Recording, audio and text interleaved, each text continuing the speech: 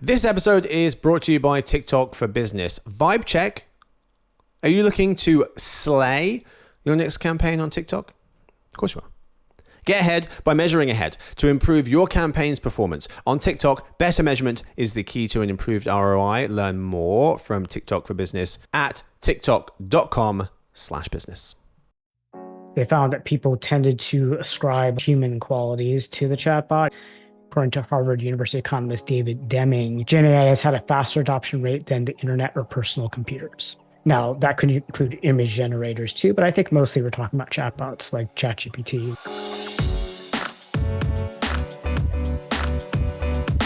Hey gang, it's Tuesday, October 22nd. Jacob and listeners, welcome to the Behind the Numbers Daily, an eMarketer podcast made possible by TikTok. I'm Marcus.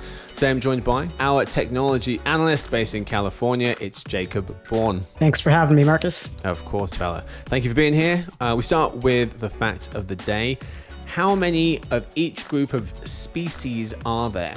So, this is according to the International Union for Conservation of Nature 2022 data. So Jacob, in past episodes, we've spoken about the fact that there are around 2 million identified species on the planet.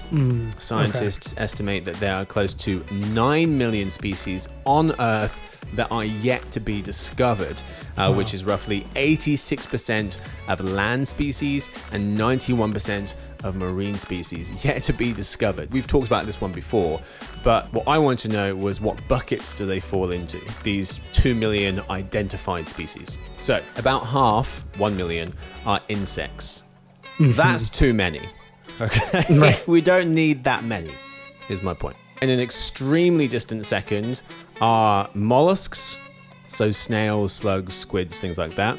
There are about 114,000 types of those. A fraction behind that in third place are arachnids, with 110,000 different flavors of them. Does there need to be? I'm assuming this is not taking like microbes into consideration, like bacteria, because I would think there'd be a lot. Oh, good point. Of those. I don't think this does, no. Yeah. Hole in my research, Jacob. There are 80,000 types of crustaceans, 36,000 types of fish, 12,000 reptiles, 11,000 birds, 9,000 amphibians, 7,000 mammals, and 6,000 types of coral. Are there? You know what? I actually looked it up because I didn't trust it. There's one called lettuce leaf coral. What are we doing? Yeah. Much time on our hands. Anyway, today's real topic. Interesting numbers. Sure. Thank you. Can AI chatbots revolutionize our lives? All right, Jacob, we're talking chatbots today. We start with a definition. What even is a chatbot? Yeah, I think a pretty easy definition is it's a digital interface that's powered by, well, currently anyway, a generative AI model, but not just any generative AI model, a particular one called large language models. They basically produce natural sounding conversational output based on user prompts. And the prompt can be a typed prompt or audio prompt now. Interestingly, one of the first chatbots was called Eliza, and actually that was developed back in like the 1960s. Oh. Is this the Liza complex? Eliza, the Eliza effect. Where people, they realized that people would, even though it was a very rudimentary chatbot, not powered by generative AI, they found that people tended to ascribe like human qualities to the chatbot, even though it was pretty basic. That was it. So voice assistants, how are they different? Well, voice assistants predate generative AI. So I think it's like an Alexa. Right? Yeah, I mean, like when we talk about chatbots now, I feel like we're often talking about like ChatGPT and things that are powered by generative AI. You know, Siri, Alexa, Google Assistant, those have been around for years prior to the generative AI explosion. Yeah. And those are AI powered, but didn't have the same kind of natural conversational abilities that chatbots have now. Now, what's interesting is that we're seeing kind of a blurring of the lines between historical voice assistants and generative AI chatbots. And the reason why is because a natural next step for companies is to update their voice assistants with generative AI. And so we're seeing like Google Assistant, for example, is sort of merging with Gemini, and a similar thing is Hmm. underway with Siri and Alexa. They're Hmm. finding that it's challenging though, because what you're doing is you have this old tech stack and you're trying to add generative AI to it versus developing it from the ground up, like with ChatGPT, Interesting. which also has voice mode. Interestingly, a lot of these generative AI models that were developed as such are getting voice mode. So there's real Yeah. blurring of the lines that we're seeing going on between the two types of technologies. Okay, an alien lands on Earth. You're the first person to greet it, and it says to you, "All right, I've heard of these chatbot things. Paint the picture. What are the most popular Mm. chatbots or most impressive kind of currently in the market?" Yeah, well, I mean, as far as number of users or, daily visits, I mean, we're still looking at OpenAI's ChatGPT as leading the marketplace according to current data. You also have other leading ones like Google's Gemini, and Anthropic's Claude. Both of those have gained ground. Not only that, but actually some recent research shows that they're toe to toe in terms of a lot of these benchmark tests. Hmm. There might be some nuances between how they perform on certain tasks, but they're pretty comparable models, even though ChatGPT is really still getting that lion's share of consumer usage. And of course, there's a plethora of chatbots out on the market now, in addition to those, and they all have their strengths and weaknesses, but they tend to perform similarly. And the benchmarks are helpful, but I mean, generative AI is such a creative technology that I think that ultimately some of the performance is a bit subjective, and of course varies depending on the use case.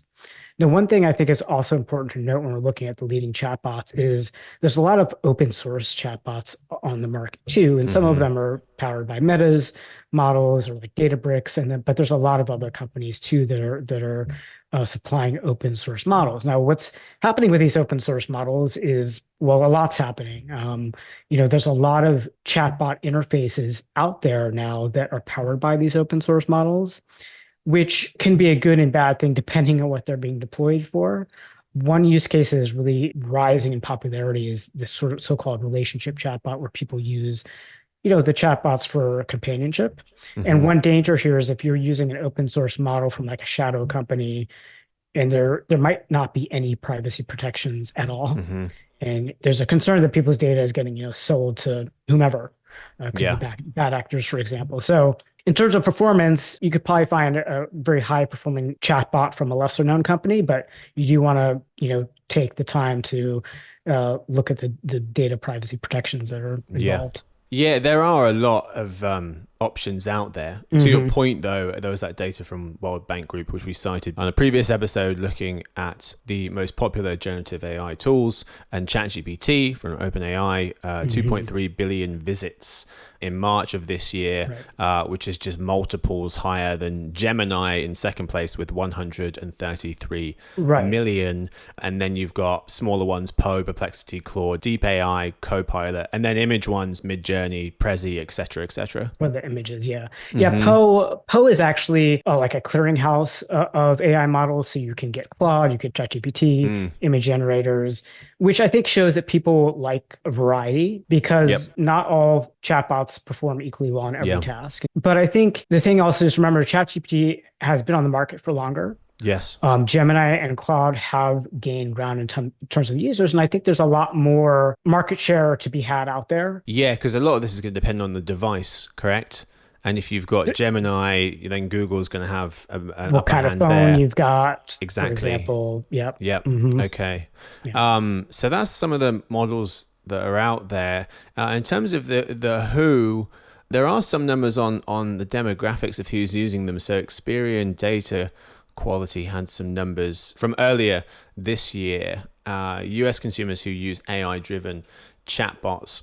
And basically, unsurprisingly, Jacob, is folks who are younger, folks who are Right. higher income, Hmm. they're more likely to be in the jobs that you would typically use one of these chatbots for work, potentially. Yeah. And then also, interestingly, folks that live out west where the Okay. AI companies are based. So 24% of people out west and 19% in the northwest regions using them versus 14% kind of southeast, southwest, and 12% midwest. So quite big discrepancies there across the country. I mean, it makes a lot of sense that the younger generations would adopt this technology faster. I mean, they grew up Hmm. digitally native. And so it's kind of a natural thing to try it out, for example. But I think that older age groups will catch on. And the reason, again, it goes back to this convergence between chatbots and voice assistants. Studies are finding that elderly people who live alone, for example, are really benefiting from voice assistants and chatbots, or can benefit. Yeah. And so I think we'll see some more adoption on that front. And I think just the more people get exposed to chatbots and what they can get out of generative AI tools in general, understanding kind of the use cases and how it might be applicable to their daily life, then we'll Yep. see more adoption. And of course, things like Apple Intelligence. Whoever has, the latest iPhone is going to probably be using it by default. So yeah, so I think we're going to see an expansion in terms of the demographics that use generative AI. Yeah, currently, if you're under 40, close to 30% of people are using those. Mm, 40 to 55, you're looking at about 15%. And then folks 55 and older, it's about 5% now. But to your point, that could change with these emerging use cases, particularly ones where you can talk to these devices and get some form of companionship or conversation. right.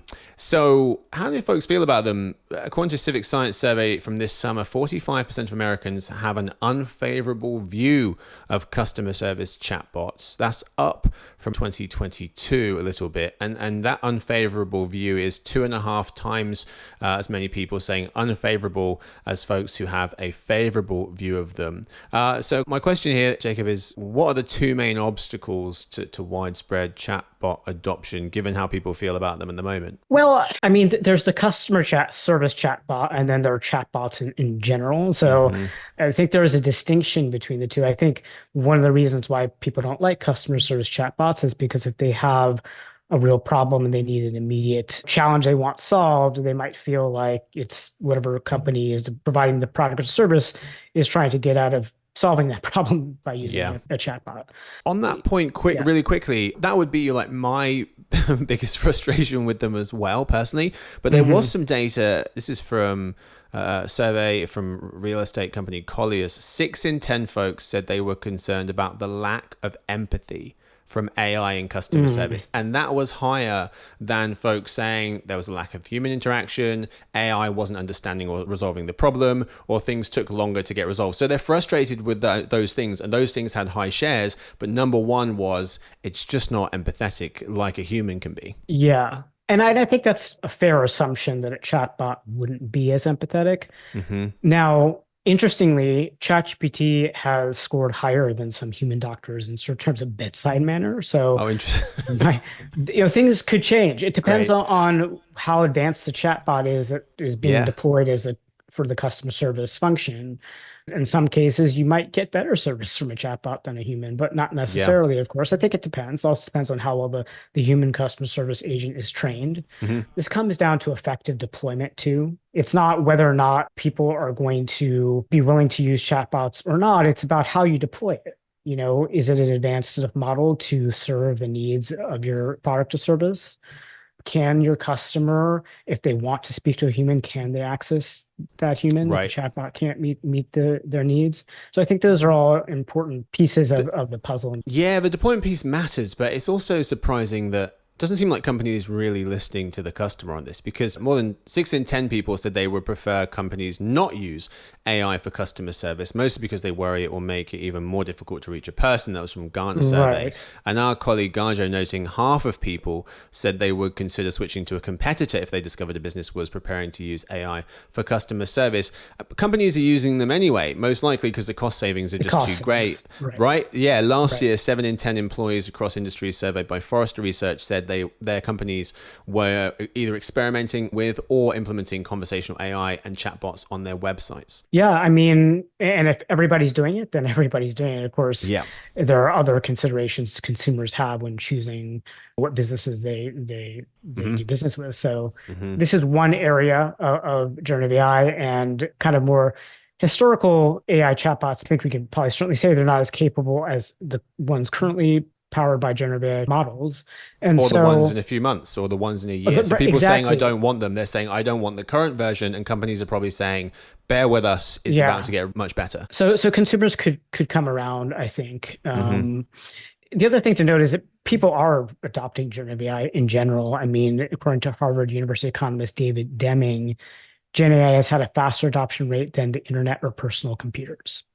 Now, that could Hmm. include image generators too, but I think mostly we're talking about chatbots like Yeah. ChatGPT there. Yeah. So there are obstacles, but they're not major obstacles really. I mean, people are really picking up on this technology. Now, in general, I actually think the biggest obstacles with generative AI in general is actually the high computational and power resources needed to deploy it. And Mm-hmm. I think that does limit the chatbot's capabilities and the speed of output. And if those two challenges were solved, I think we would see probably more capable generative AI tools and potentially lower costs to use them for consumers as well. Yeah. Circling back quickly to the customers aren't thrilled with the current experience point. Hmm. According to Civic Science survey, the share of people saying that customer service chatbots were helpful is going up. It went from 34 to 44% from 2022 to 2024. Okay. So that is going in the right direction. And But could be because of generative AI as well. yes, yep. But the cost savings here I think are interesting because The Economist was noting median salary of a customer service job in America, $40,000, and almost 3 million people working in customer service Hmm. jobs, according to the Bureau of Labor Statistics. And there was an Economist article noting last year, Gartner predicting that Gen AI would lead to 20 to 30% reduction in customer service jobs by 2026. So there's money to be Yeah. saved there for companies, whether they Yeah. should And or it not. depends too, because a I'm not lot sure. of these roles can be outsourced as well. So Yep. does that 20, 30%, is that domestic or Yes. is that global? That Yeah, would be interesting to exactly. look at too. But yeah, it seems like customers and companies just not on the same page when it comes to using chatbots for customer service. 33% of customers said AI will never improve how they interact with businesses versus just 2% of business leaders who agreed with them said the same. Mm. And 49% of business leaders said AI will improve customer service now versus 16% of customers thinking the same as from a 2023 live person survey. So currently not on the same page, but that's true for a lot of areas of business, Right, not right. just Gen AI. Yeah. Let's talk quickly about the next year or so. What do you see being some of the coolest chatbot applications coming out over the next 12 months? Well, we're going to continue to see a lot of different tools hit the market, and it's really hard to keep up with them. One area that doesn't get talked about as much, but I think will be interesting, is not necessarily Neuralink, Elon Musk company, because that's an invasive procedure, but alongside that, we're seeing some non-invasive brain computer interface technologies advance. And what that allows for is for AI companies to use that data from brainwaves to then feed an AI model. So we could see some interesting applications come out of that, like for example, potentially like dream analysis or something like that, Hmm. healthcare monitoring. Obviously, there's privacy issues that would come up with these types of applications. Hmm. Beyond that, I mean, some of the stuff we're already seeing signs. I mean, video generators are here. They're not necessarily being deployed yet commercially because of the high costs that they incur, as well as just concerns about deep fakes and the fact that we have a big election coming up and things Hmm. like that.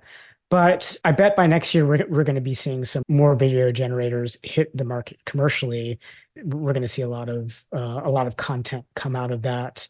It's going to have impacts on social media, impacts on the entertainment industry, including the movie business, even the video game industry as well. Hmm. So Hmm. I think that's another area to watch closely. Let's end the show with this, Jacob. So Garjo, our colleague, recently wrote about Salesforce moving from chatbots to intelligent agents as the next stage for AI business.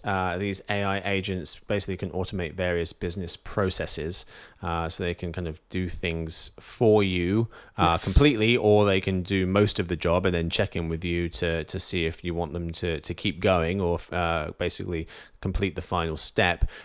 Help us out. What are the main differences between AI agents and chatbots? Yeah, well, I think that chatbots are mainly designed to be interactive. So They're creative. It's a back and forth that's really dependent on the human giving a constant prompt to give output. Whereas the AI agent is, yeah, you might prompt it initially, but it's really designed to take action on its own in the background. So it's doing work for you that you don't necessarily have to prompt it to do step by step. And there's a little overlap between the two because you can get some sort of agentic behavior from a chatbot, but it's not really designed that way. It's designed for this back and forth. It's more of an interaction between the human versus the AI agents that really is supposed to be an autonomous AI worker, essentially. And we actually just saw Microsoft announce that it's going to be rolling out some agentic capabilities to Copilot. Kind of as a segue to your last question about what we're going to see, some interesting applications. I think this is another area we're going to see a lot of growth next year is in AI agents. I think the AI companies are really focused on this. I think it's an area of big risk though, because again, you're putting your faith that whatever you're allowing the AI agent to do on your behalf, that it's actually carrying it out in a way that you want. And it's not, making mistakes like sending out a mass email that you don't want sent or something like that. There's some pitfalls there. But I think in terms of, especially for, workplace use cases, I think this is an area where we could definitely see some more ROI from generative AI in terms of really improving productivity. If you have AI workers that are just getting these kind of more menial tasks done in the background and freeing up time for human workers to do other things. Yeah. So yeah, it's definitely an area of a lot of growth that we should expect to see more of next year. Very good. Well, that is all we have time for today's episode. Thank you so much to my guest. Thank you to Jacob. Thank you so much for having me. Yes, sir. Thank you to Victoria, who edits the show. Stuart runs the team. Sophie does our social media. Thanks to everyone for listening in to the Behind the Numbers Daily, an eMarketer podcast made possible by TikTok. You can tune in tomorrow to hang out with Sarah Lebo on the Reimagining Retail show, where she'll be speaking with Susie David Canyon and Blake Drosch all about the best ancillary retailer services that help get customers in the door.